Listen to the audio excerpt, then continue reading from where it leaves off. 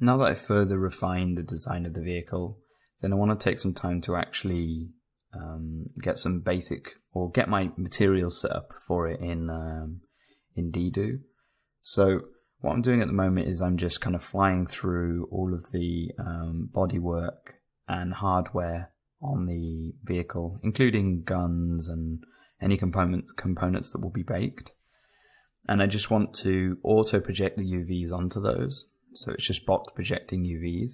And then I'm using a texel density tool, which will set the texel density so that it's using 2048 by 2048 image for every 2 meters squared of the vehicle.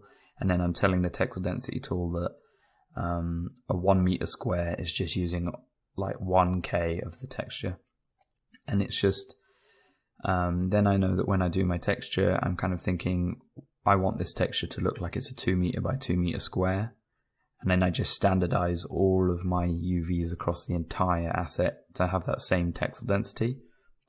And I can still, in UE4 later on, if I want to, I can still repeat the texture more if I do want to increase or decrease the size of it.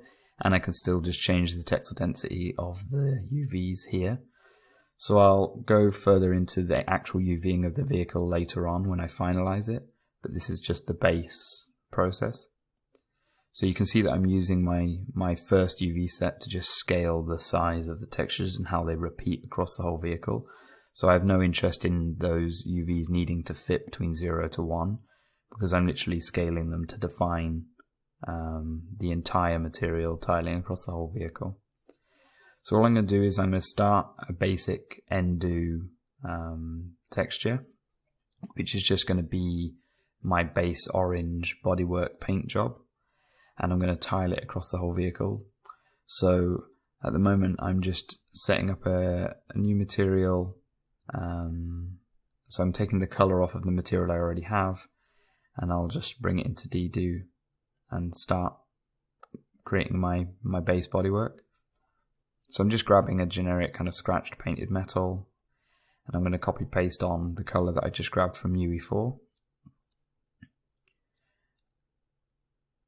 And I can see that those numbers aren't quite correct, so I'm just going to copy paste the actual color, sample it, and then it will probably change more anyway, but it's just to give me a base.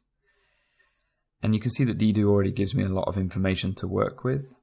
So this material, what I want it to be is kind of painted, but it's been a bit beaten up over time. So I need to add like lots of kind of like small scratches. So in JRO I'm tiling masks through other masks to define where scratch detail will be, and then in the scratch detail it'll probably have some metalness and things like that. And then also what I'm going to do now is add some general grime across the whole thing, because again I want this thing to look like it's been patrolling the city that it's used in for a long time. So it's just got a lot of general wear and tear. I'm thinking later on maybe it'd be really cool if this vehicle, when it's patrolling around, is orange, because maybe orange is one of the OTEC colors, but it has sort of active camouflage for when it's being used strategically. So it'd be really cool if I could make it look like I can go from this orange material over to just a dark, not active camouflage, but sort of just actively changing the material of the whole, all of the bodywork over to just a dark city camo. So you can see what I'm doing now is I've set up a very base material. I set up my export settings for JRO. I've exported that, brought it into my project. I'm collapsing my metalness, AO, and roughness all into one texture to use the RGB channels. So that's why it's called a roughness material as opposed to individual materials. So now I'm loading those in. So I have the normal map at the bottom, my material in the middle, and then my albedo at the top. So the first thing I want to do is I want to plug my roughness and my normal map in to see if they look nice before I plug in the kind of distracting albedo map. So I've just plugged in my metalness from green, my AO from blue, and my metalness from red, and I've plugged in my normal map, and I'm kind of checking to see if it looks nice. Already I can see that the the roughness is very noisy on it. I don't want it to be super distracting. I just want it to be fine detail, and the albedo can probably do a lot of that. So I'm kind of flying around the vehicle, seeing what it looks like at glancing angles in the light, and just reducing how crazy it is. So you can see here that I'm also thinking, okay, there's just way too many scratches. I don't want it to look like it's just had tons and tons of nails thrown at it. So I'm sort of reducing that a little bit, because I don't want it to take away from the overall design of the vehicle. So you can see now it's relatively subtle, so I can plug in my color. I can say, okay, that's like a really nice sort of tiling material across the whole thing. And then what I can do later on is I can blend in some dirt in the crevices, and I can blend in some scratches on the open edges of the vehicle. But this means that what I'm doing is I'm loading in one 2K texture sheet that will texture the majority of the entire vehicle, instead of trying to UV this entire vehicle to 0 to 1 and build all of my textures up in Dedo or Substance or something like that, and needing several kind of like 8Ks maybe to hit the fidelity that I'm doing now. Instead, I'm thinking this vehicle is way too large for that normal workflow, so I need to create nice materials and tile them across the whole thing. So now that I've done the bodywork paint job, then I want to create another material that will cover all of the dark hardware.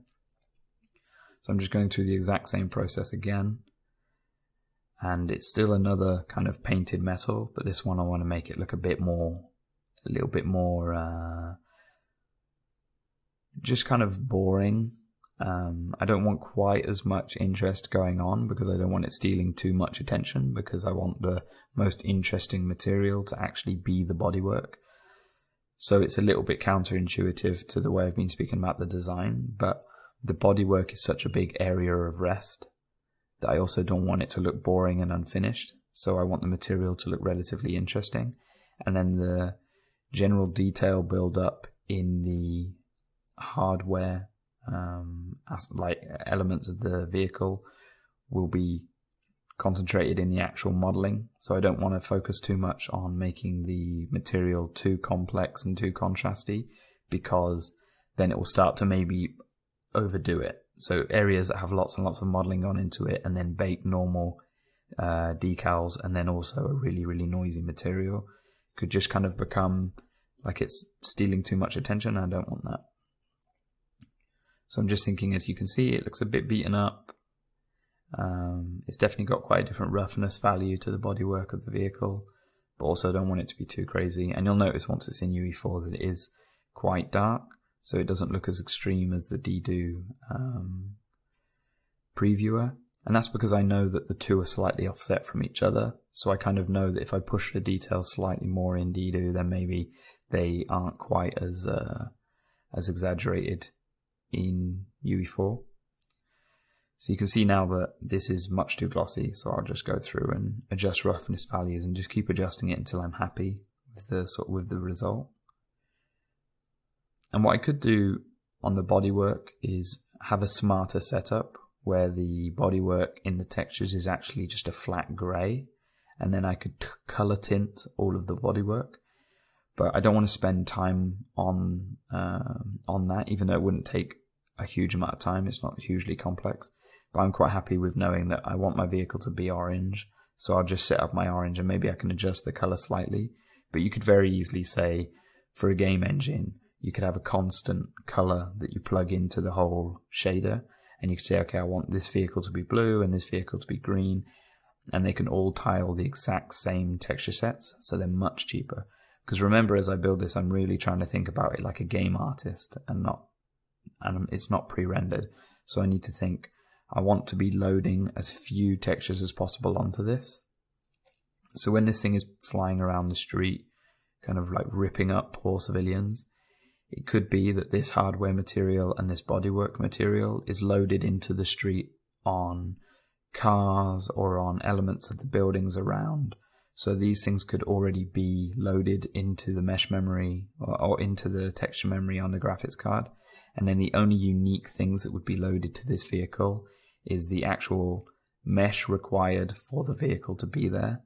The graph object that the vehicle would be in, and maybe rigging and stuff like that.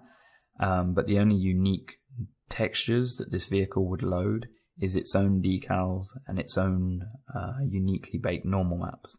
But everything else, all of this tiling bodywork and tiling hardware, is all very generic.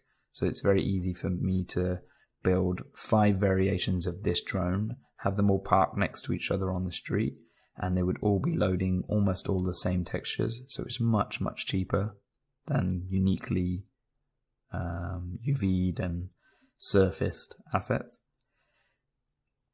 And this is just mainly for practical reasons. Like it's not really feasible to work on this asset as if it was a beer bottle that I can just unwrap 0 to 1 on and texture up in Substance Painter or do with a normal workflow. So that's why I'm having to think I need this to be a big modular asset, because this vehicle is so huge. But also this really allows me to, with relatively small textures, only 2Ks, to be able to zoom really close into the vehicle like this and know that it will stand up to a kind of a first-person game if I need it to.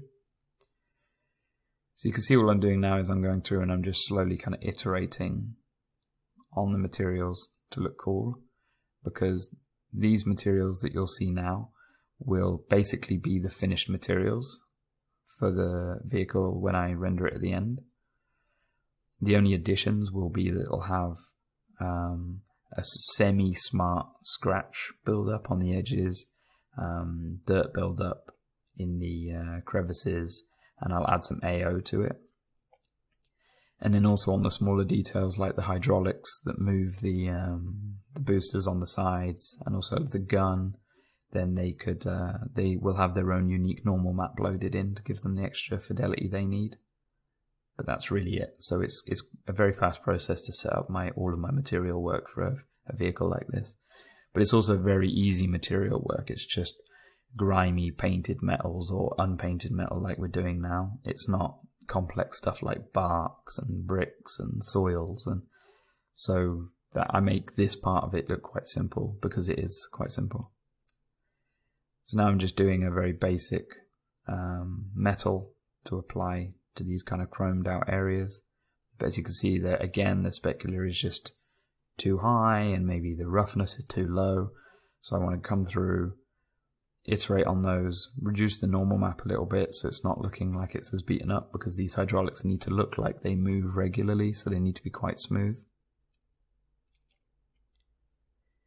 And this is basically the last part of the material setup for this vehicle in Dido, because I really only need bodywork, which I've already set the color for, hardware, which is just going to be slightly less interesting than the bodywork, and maybe I'll adjust the brightness and darkness of it later on, and then my metalness for these elements.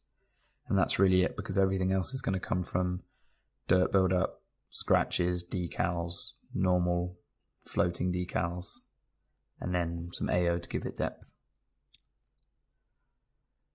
One thing I hadn't mentioned as well is the only other kind of unique things that could also be loaded in the area as well, but could be unique to this vehicle, would be the grid that I'm loading onto the air vents on the sides, and also this cables material. But it's very likely that those materials again could be loading onto aircon units or any kind of machinery that you're running around in-game. And like I said, it could be that you're looking at 3 variations of this drone. Maybe there's this drone, maybe there's an attack drone, and maybe there's an emergency services ambulance type drone, and they could all be loading these same generic materials onto them that, as you can see, haven't been tailored specifically to match bakes or to match UVs on this asset. And then each one of them would only need their own decal sheets. Maybe they could share decal sheets, they could share normal sheets. So the only thing that would be unique to this asset is going to be AOs, component normal maps, and the masks required for scratches and dirt. So hopefully you can see that this part of the process is very simple. And then later on I'll just go and improve the UVs and show how I actually do the mask setups for this. But after this I'm just going to continue to refine the design with my real-time feedback.